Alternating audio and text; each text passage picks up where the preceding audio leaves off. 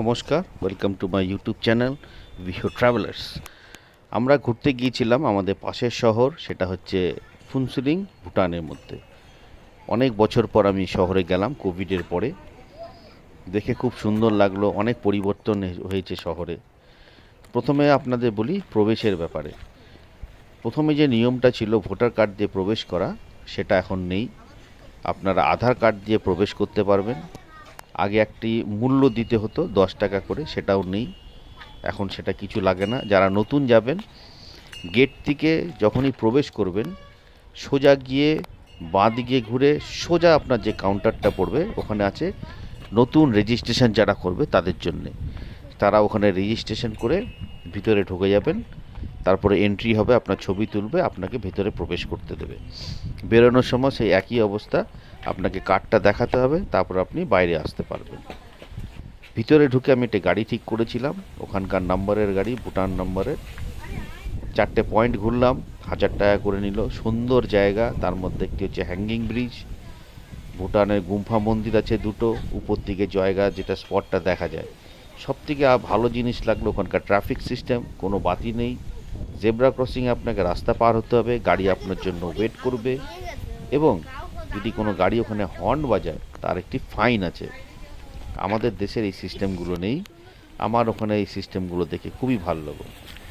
আপনারাও যাবেন, দেখবেন, উপভোগ করবেন সেই শহর দেশটিকে। এবং আমার এই ভিডিওটা দেখে আপনাদের যদি পছন্দ হয়ে থাকে, এটাকে শেয়ার করবেন, লাইক করবেন, এবং আমার চ্যানেলটাকে সাবস্ক্রাইব করবেন। ধন্যবাদ।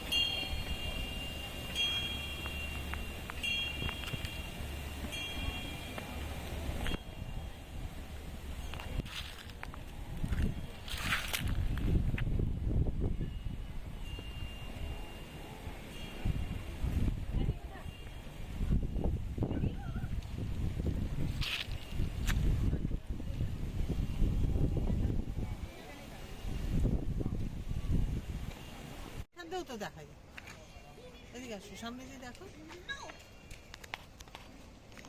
এই শহরটা হচ্ছে আমাদের ভারতবর্ষের জয়গা শহর, আর ওই সামনে নদীটা হচ্ছে তিস্তা নদী।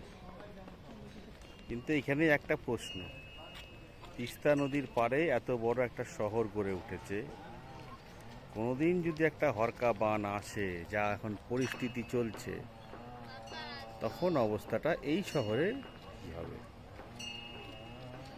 ছোটোবেলায় আসতাম যখন, শহরটা খুব ছোট ছিল, গ্যাঞ্জাম ছিল না, এত বাড়ি আমরা দেখতাম না। এখন বাড়ি ঘরে ভরে গেছে পুরো, দেখুন শহরটা। তার তুলনায় ভুটান অনেক কম আছে। পরিবেশকে বাঁচিয়ে রাখতে হয় এই কারণে। এটা হলো সেই হ্যাঙ্গিং ব্রিজ। এই পথ দিয়ে নিচে নামতে হবে, সেখানে একটি সেতু আছে। এপার থেকে ওপারে একদম পুরো একটি লোহার শিকল দিয়ে জড়ানো হ্যাঙ্গিং ব্রিজ। এটা তিস্তা নদী, যেটা নিচ দিয়ে বয়ে যাচ্ছে।